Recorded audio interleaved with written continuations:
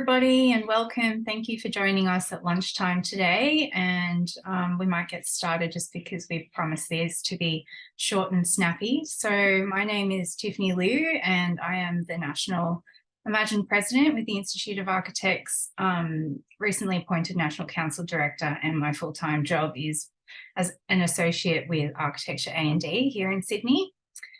So before we begin, I'd love to acknowledge all of the traditional custodians of the many countries that we're meeting from today. Here in Australia, it's customary to pay our respects to the Indigenous countries we're from. So I'd like to acknowledge the Gadi people of the Eora Nation who look after the land that I've been on here for thousands and thousands of years, and we recognise their continued role in caring for country, and hopefully these sustainability snacks can follow in that spirit. So we're really excited to be continuing this series of sustainability snacks, a series of short online free talks to share sustainability in practice. And today we have Nüüd Studio from Naarm, Melbourne. So we're really privileged to have Brad Mitchell and Kerli Valk, who will be showing us their award-winning Monty Sibbel project today. So a little bit of housekeeping. There will be an opportunity for questions and answers at the end, so please drop them in the chat if you'd like to ask a question, and I'll moderate that. If you're online, I'd love for you to speak up if your name is called, just so that it's a bit more personal. And if possible, please try and be mindful of your sound. So try and keep yourselves on mute unless you're talking. And without further ado, I'll hand it over to Nüüd Studio.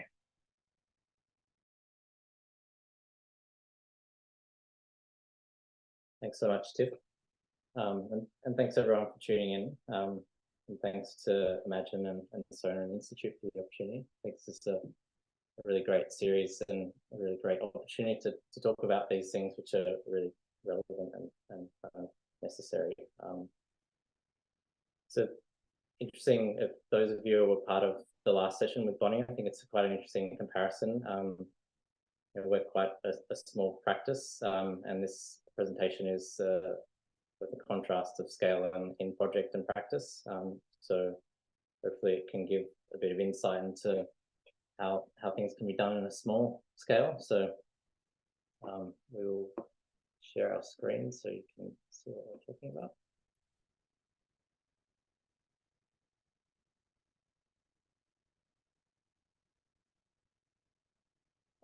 First of all, of course, we'd like to acknowledge Indigenous people. So we acknowledge the Wurundjeri people, the traditional owners of the land which we work and are presenting from today. We pay our respects to their elders, past, present, and emerging.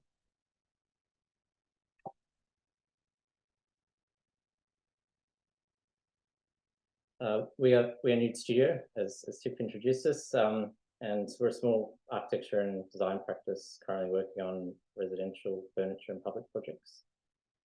And today we're going to present our recently completed Monty Sibbel project, which is a renovation and restoration of a 1970s house.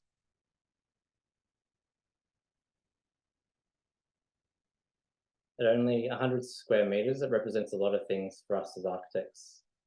It's also our home with growing and often loud and messy kids. It gave us a lot of learnings both on and off the tools as we did a lot of the work ourselves. And it's important to note that we don't see ourselves as conservationists, but architects seeking to enrich environments and good outcomes. As architects, we need to resist the urge to always make new and look to repair past mistakes, look at existing sources, and improve on old approaches. Inside and outside of architecture, we all have a part to play in changing our impacts on the planet and whatever opportunities we are given or seek out. Monty Sibbel was an opportunity for us to save, care, and not waste something just because it was falling into disrepair. When designing, consideration needs to extend beyond the immediate site too, and locally sourced or recycled material and products are critical for us when adding something. Impacts can be made as small as possible, and in the instance of Monty Sibbel, approaching with a mindset of repair, minimize waste. But this took a lot of time and care. As a small practice at the early stages of our career, a lot of the work we do is renovations and extensions, and so this approach is really prevalent for us. We're going to present a tour of sorts through 3 frames of mind, which are core values for this project and also for how we approach every project. And these are environment narrative, local crafts, and the garden.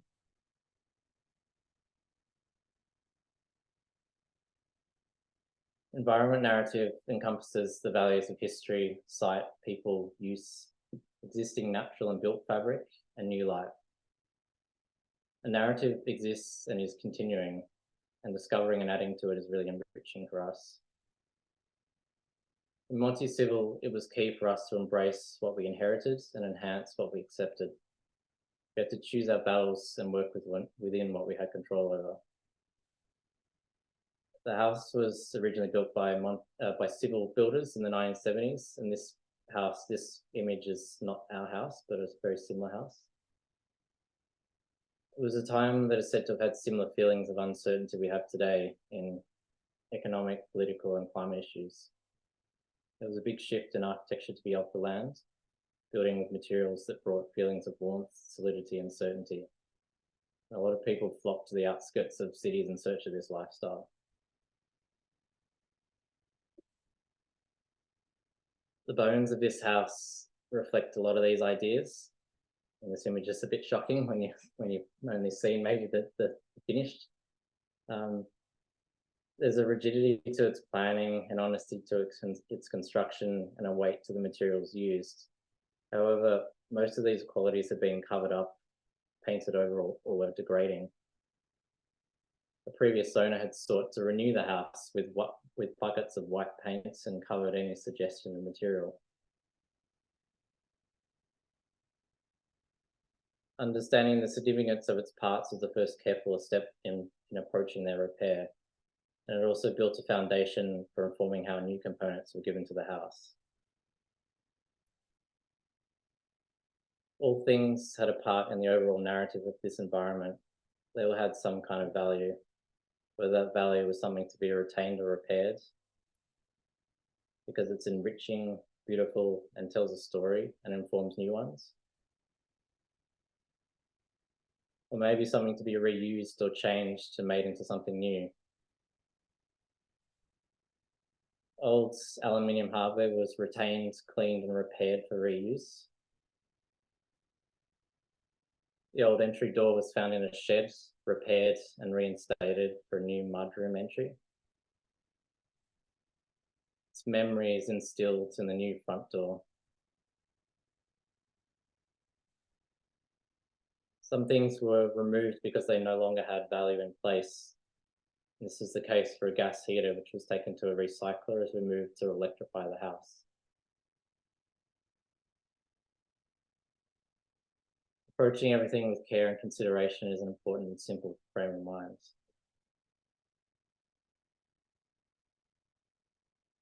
Internally, the planning is very structured and follows a set of rules.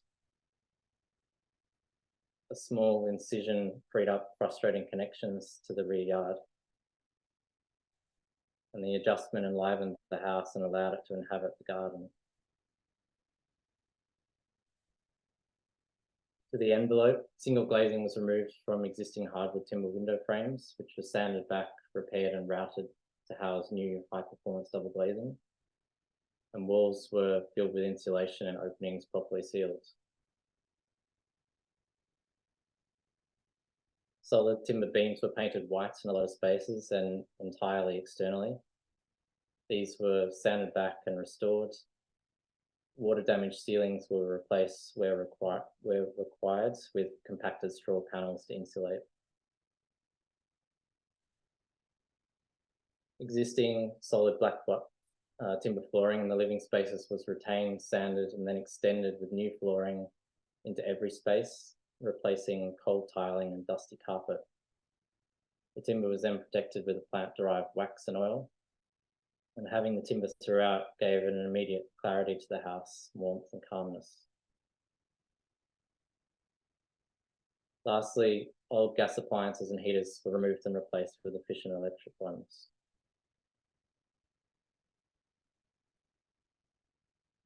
Looking locally for both material and craftspeople is an important value to our design process and also generally working within our practice.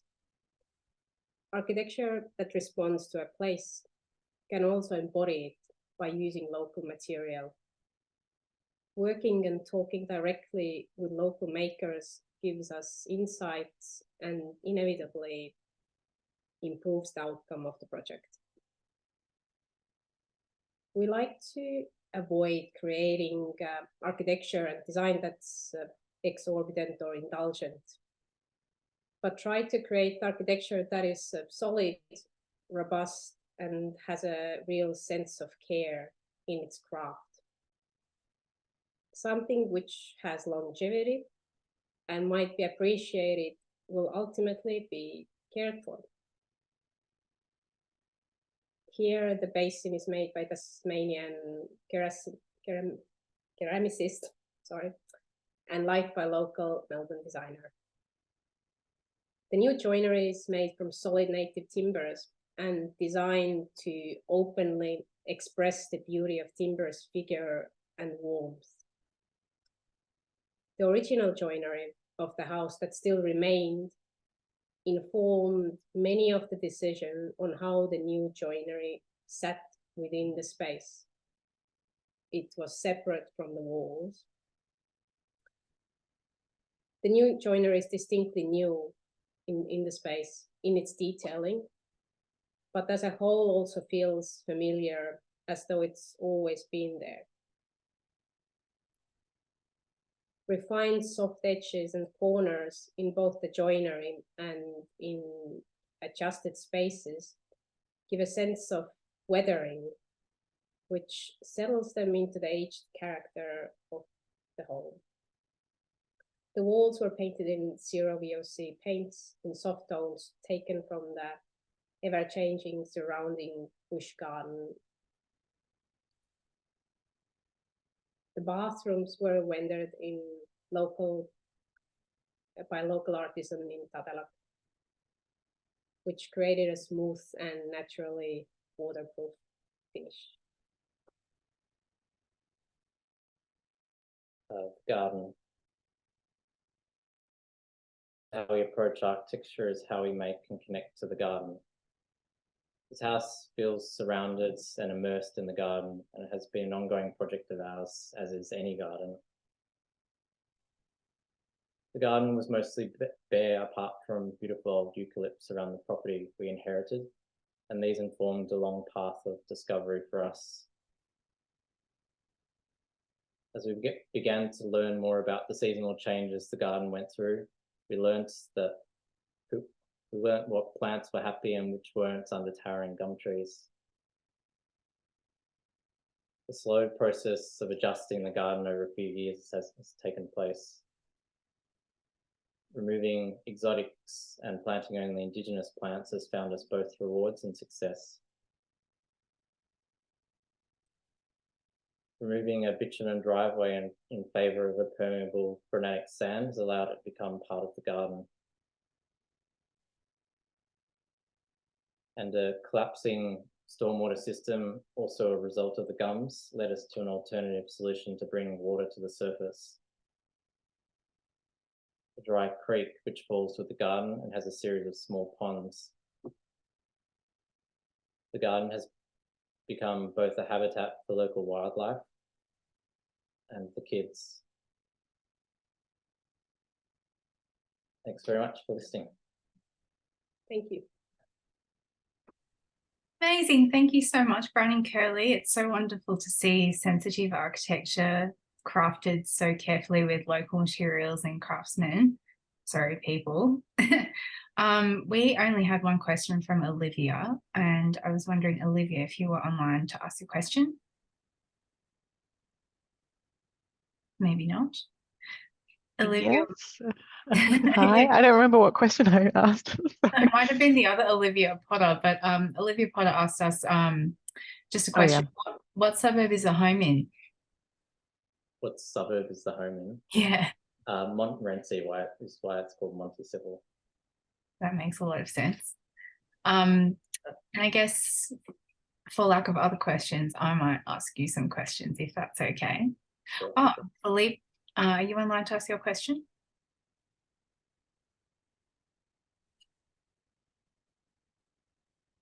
No worries, Olivia. So Philippe would like to ask, what were the biggest challenges in the project? I think with working with any existing house, there's so many unknowns, and you know, as we're approaching new projects of this kind of typology as well, like there's always a bit of a can of worms that you can open up by touching anything. So I think the challenges are definitely where and where not to intervene because of what might happen. Like you've really got to be quite deliberate in what you do, and in some ways anticipate that there's probably going to be a big surprise, just because of the nature of the age of the house. And working, I guess, with any existing structure, you just don't know until you open something up. I guess also we actually started this process just when COVID hit, so it was quite a long process altogether. The building part of it, the design wasn't, but the building part definitely was, and it just was out of our control to really condense it into a shorter period. Some things just needed more time, and some materials weren't available, and there was a lot of kind of adjustment, more than in a normal, I guess, project you would have coming. Yeah, definitely. Kerri Newton, would you like to ask your question? Hey guys, how's it going? I was just curious about the stormwater system that you showed in, I think it was like the second to last slide. I was just wondering how that worked, if you could explain a bit more about that. So the downpipes of the existing house were completely blocked, and the piping under the ground in front of the house was blocked by the gum trees. So we essentially changed the downpipe to go into the ponds, which you can see here. So it comes up a chain, and there's an overflow point in a separate area, and this basically overflows into a creek, which at points has linings to move the water a bit further away, but it essentially goes into the point of discharge where the stormwater was going anyway. It's just now more visible and less likely to be blocked by big roots. Also more decorative. Yeah, definitely adding value for us in many terms.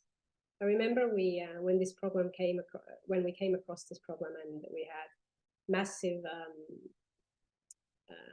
rains in the area, and the gutters were just going over the rain like in all directions.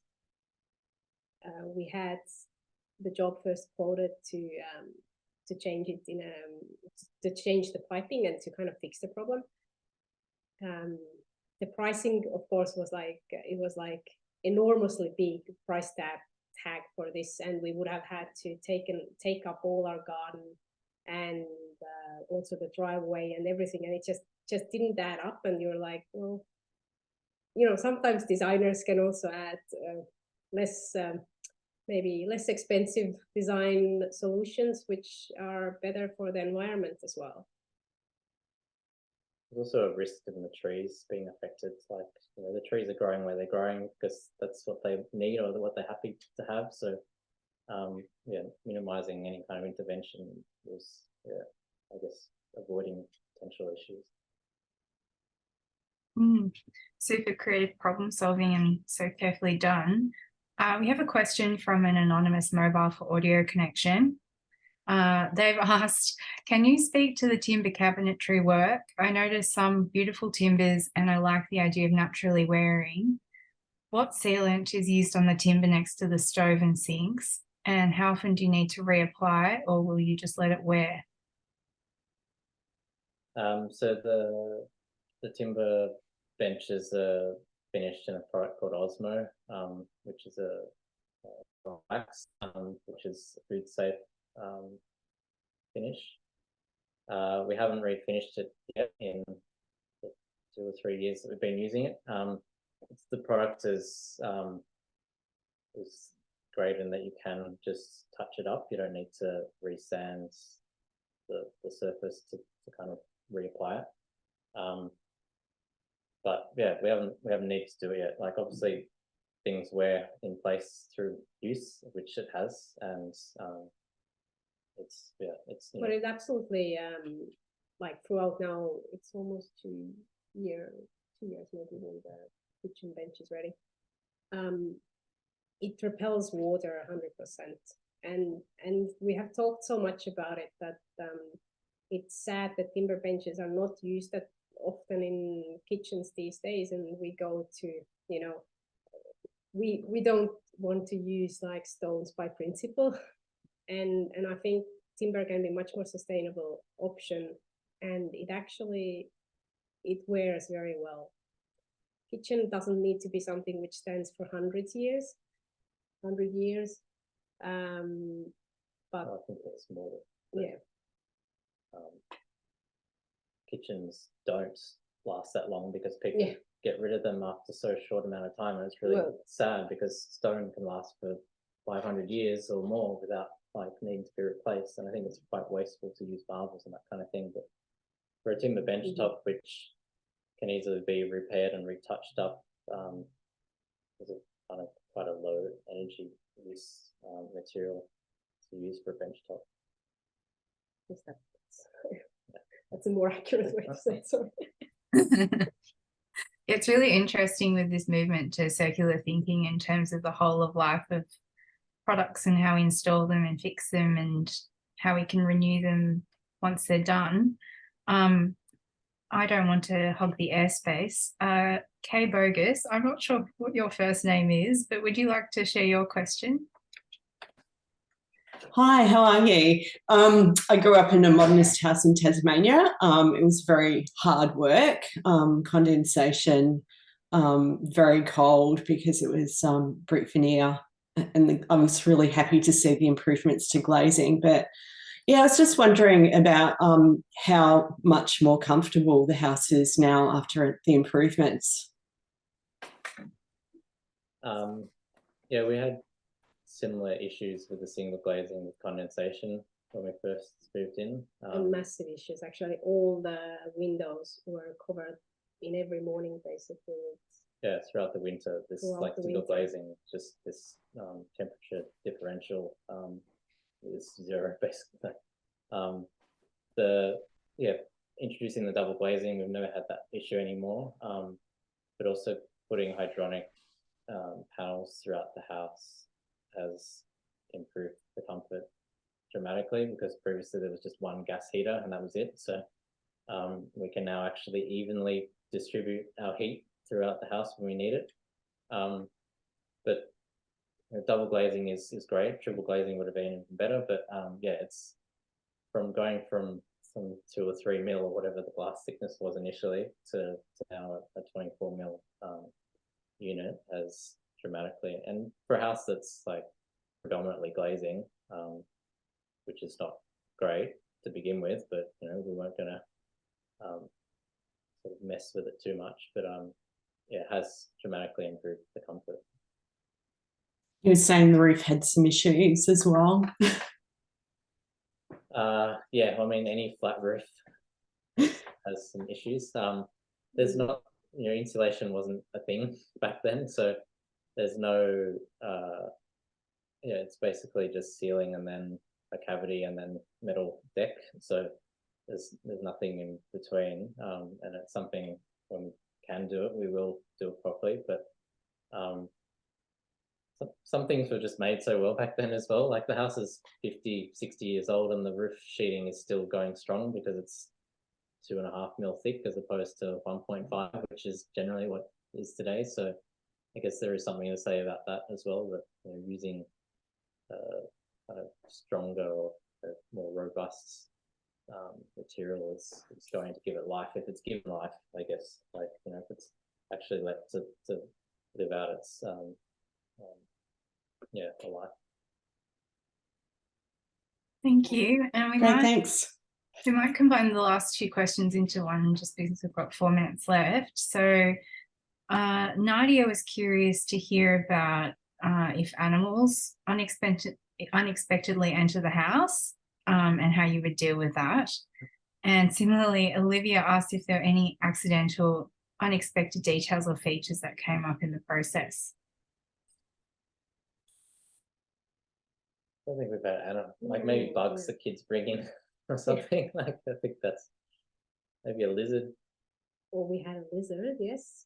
Magpies are definitely coming to the door often. I think the previous owners may have fed them, but no one's ever come in.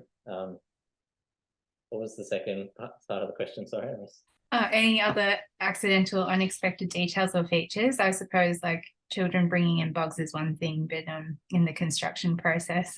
Yeah. Unexpected details.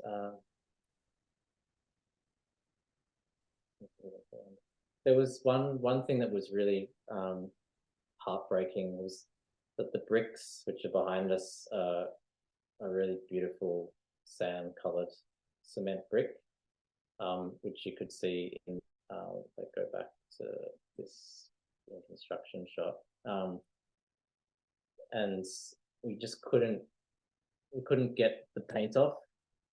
We tried so hard, and it was something that was, yeah, it was just unexpected, I guess, to find the beautiful brick, because we thought maybe it was painted over for, you know, I guess they painted the timber over as well, but that would have been something that we would have loved to have brought back, and we were hoping to, so there was an expectation, I guess, that we were hoping to do that, but I guess the fallback was to use it's kind of like a cement based a cement look paint, so it's a sand mixed paint. So that kind of came through the process that wasn't expected.